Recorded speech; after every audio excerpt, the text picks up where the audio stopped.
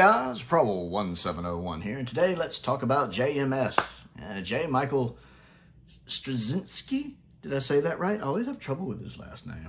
Now, most of you know JMS created and wrote quite a bit, including 2 complete seasons, of Babylon 5. I am a huge Babylon 5 fan. Arguably, the one sci-fi show I like more than Doctor Who is Babylon 5.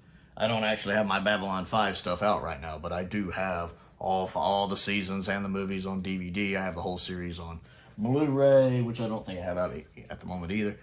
But, big B5 fan, great show, probably better character development than anything I've ever seen in sci-fi. I love that show. So well cast, so well written. JMS is a fantastic writer. I know he's done a lot of good stuff, I think, with Thor. Had a wonderful small cameo in the first Thor movie. And I believe Spider-Man as well. And I've never seen Sense8, but I've heard Sense8's really good. So, of course, JMS has been on Twitter recently. He is moving to London. I believe it's London. He is moving to the UK.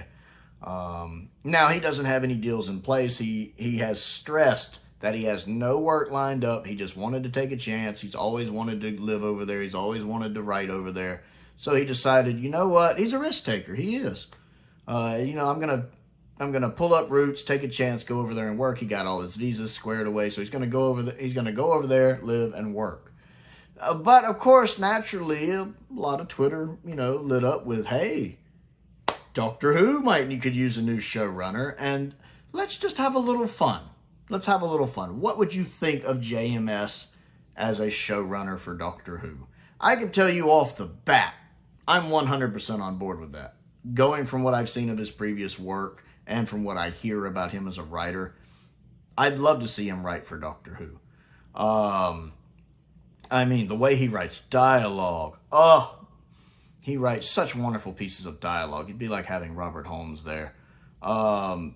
He's really good at doing serialized television. Babylon 5 did serialized television before it was popular. So he is very good at being able to come up with an idea and follow it through and then work around hiccups. Like, part of the problems with season 2 of Doctor Who was so much change. There's the rumors that Millie was supposed to have been the companion in season 2. We'll never know that. And that Belinda was brought in later, and Belinda feels like a sloppy character. We have the reshoots at the end of season 2, which really hurt it with Gatwa leaving. It feels sloppy in places.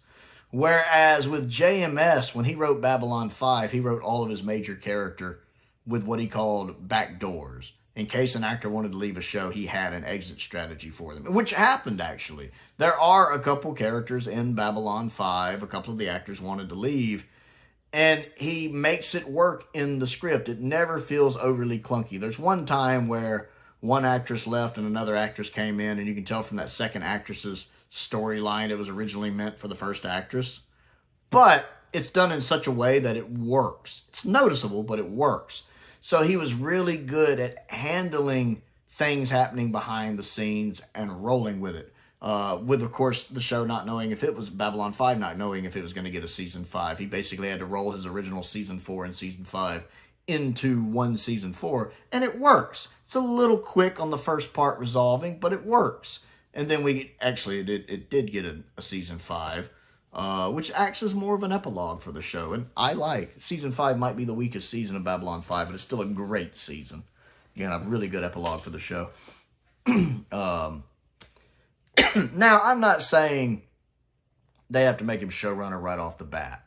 This is what I would advise. If Russell's going to stay, if Russell T. Davies is going to stay, and you know JMS is coming, let him pitch some story ideas. I'm not even saying, let him write an episode, but let him pitch some story ideas, brainstorm with him, see what he brings to the table. And if he pitches a story idea that Russell and the other producers go, then let him write a story. I would love to see a Doctor Who story written by J. Michael Straczynski. I always have trouble with his name, Straczynski. That's a name. So that's why I usually just call him JMS. I would love to see a Doctor Who story written by JMS. I think there's so much he could do with that if Russell didn't interfere with it. Like, I'd love to have a more bottle episode that's not tied in with whatever seasonal arc we have going on. And I really wouldn't want Russell going in and co-writing half of it. Just let JMS cook, and I think he will cook. I think we would get a good Doctor Who episode. And then if he was able to do a good Doctor Who episode or two, maybe bring him on as showrunner. That's one of the reasons Moffat got the job, is because all of his episodes that he wrote during the Davis era were good, were great.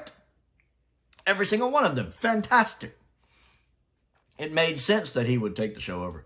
So I think that could be a good stepping stone to get JMS in. Now, I know some people are like, we can't have an American running Doctor Who. You know, the show that was created by a Canadian.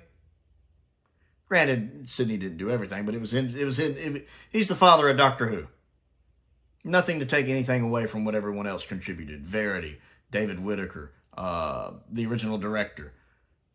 Doctor Who really is a group effort, its creation. But the father of the show and the original person who envisioned it was Canadian. So, it's just weird to me that people are like, we need a woman showrunner, or a black showrunner, or a trans showrunner, or a non-binary showrunner, or a wheelchair-bound showrunner. They're okay with all of that. But then you go, what about an American showrunner? And everyone goes, are you fucking seriously?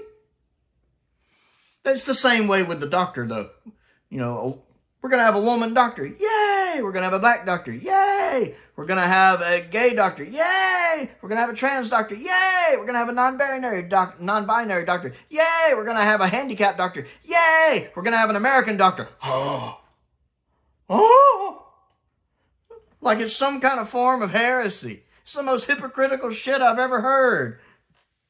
Seriously.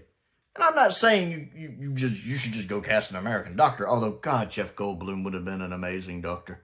Oh, Jeff Goldblum would have been an amazing doctor.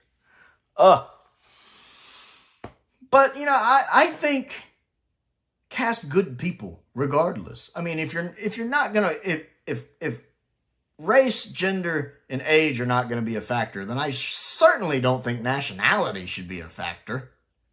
I mean, to me, that's just common sense. But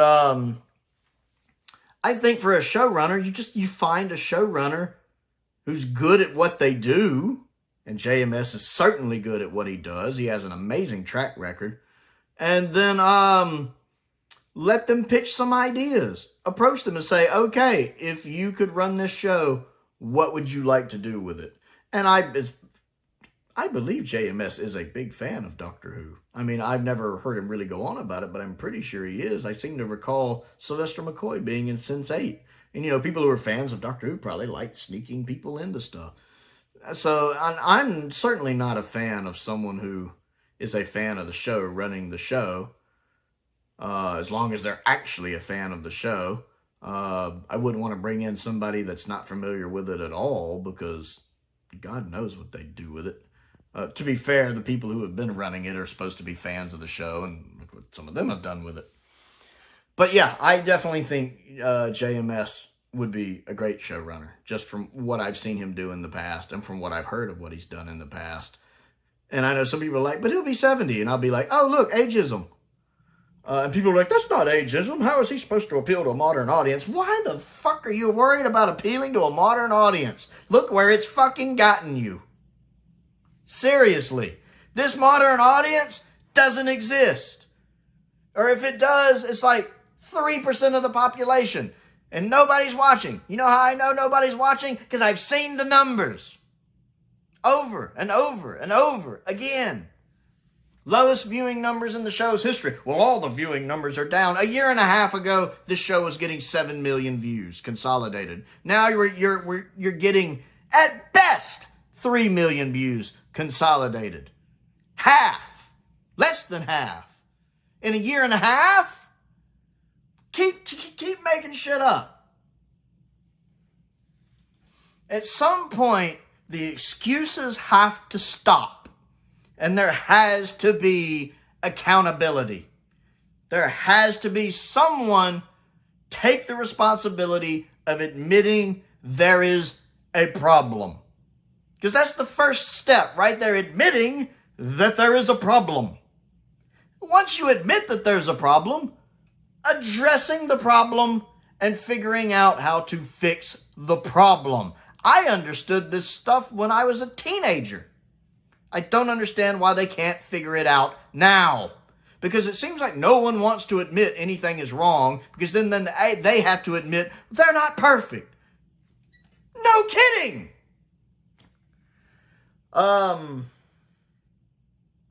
The show is obviously having problems. They don't know what's going to happen with it. Fresh blood would help. Again, I'm not saying make JMS the showrunner right off the bat. I am saying reach out and talk to him. I would say this to Russell. If there's one thing I could implore Russell to do, it's just have a conversation with the man. Reach out, speak to him. Ask him what he would like to do for Doctor Who. Let him pitch a couple story ideas. Like if you could write an episode about Doctor Who, what would you write about? Or he could even give him an idea. Russell could say, okay, I want you to write an episode about this in space, where the Doctor is trapped in another universe that revolves around clocks. What would you do with that? And then give JMS a little time to think on it. And, okay, I'd do this. Talk to him. It never hurts to have a conversation with someone. And then if he makes some good ideas, some good suggestions, let him write a story or two. Let him write an outline. I'd love to see a JMS story. And then go from there. I think that's a good idea. I got a little more ranty than I anticipated. But, I want to see Doctor Who succeed. I love Doctor Who. I'm a Doctor Who fan. I want Doctor Who to be good. I think there is potential for Doctor Who to be good. I just wish Doctor Who would stop trying to focus on this, demographic of, 18 to 30. 18 to 30 is not the people you want to be appealing to. The older fans, for example, we're the ones that buy the merchandise. I'm in my 40s. I buy the merchandise. People a lot older than me who have been supporting this show since, some of them since the beginning, that buy the merchandise. Appeal to them. You want to appeal to Doctor Who fans who are in their 40s, 50s, 60s, 70s, 80s. Why not? We've supported the show through the wilderness years.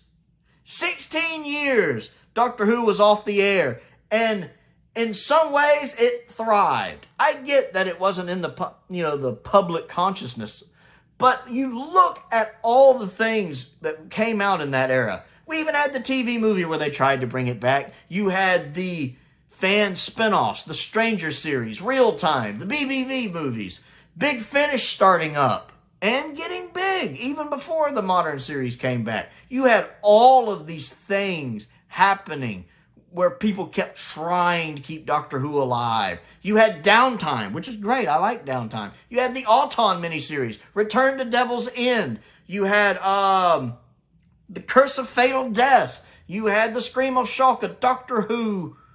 You had all of these passionate people. The novels, the Virginia novels, the New Line novels, or was that what they were called? I forget. Doctor Who had a creative, I don't know what the word I'm looking for is, but there was a huge creative explosion of Doctor Who content in the 90s, if you know where to look. Was it mainstream? No, but if you were a Doctor Who fan, there was Doctor Who content. Doctor Who magazines was still going on. And it's because of the fans that kept it going, because the older fan base, the people who are now in their 40s, 50s, 60s, 70s, 80s, they are the passionate fans. They are the one that kept Doctor Who's memory alive during those 16 years. They are the people you need to be appealing to. They are the ones who are going to buy your merchandise. And they are the ones who are going to be the most critical if you don't get it right, because they should be, because they've been Doctor Who fans for literal decades, and they know how this show is supposed to be. They know who the Doctor is as a character, and they know who the villains are as characters, and if you do not, and if the Doctor does not act like the Doctor, if the Master does not act like the Master, etc., we know, and we will call you out on it. Because we're passionate about this show. We've spent years, decades, loving this show. Some of us have been Doctor Who fans longer than a lot of the younger Doctor Who fans have been alive. Wow, that got ranty. My point is I feel like having someone like JMS who's 70, that shouldn't matter. If he knows how to write good television, you don't need a younger showrunner in there to appeal to a modern audience because he knows what a modern audience likes, because that hadn't been working out for you. Trying to appeal to a modern audience. Granted, you have had older gentlemen in there trying to appeal to a modern audience, but still, I think JMS could run Doctor Who well. I think he could create a great Doctor Who show. I'd love to see him have an opportunity to reach the stepping stones that could eventually lead to that. I think that's fair. So I want to know what you think. Would you like to see JMS show running Doctor Who, or writing for Doctor Who, or involved with Doctor Who? Comment down below. Let me know what you think. What do you think of his other stuff? Babylon 5, Sense8, his runs in comics. Let's talk about it. Don't forget to click the like button and the subscribe button as well. I also have a Patreon if you would like to support me on that. I want to give a shout out to some of my top tier patrons, Colin Coney, Sam Venning, Finn Perkins, and Unknown289. I appreciate their support, as I do the support of all of my patrons and my YouTube members. I also have a P.O. box if there's anything you'd like to send me to look at and review. I do have a birthday coming up at the beginning of July. Yeah, some shameless pandering there, I know. But I love getting fan mail. It makes my day.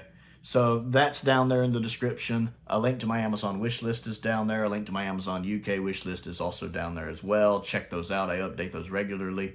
Most importantly, thank you for watching. And if you haven't seen Babylon 5, go watch Babylon 5. It's amazing.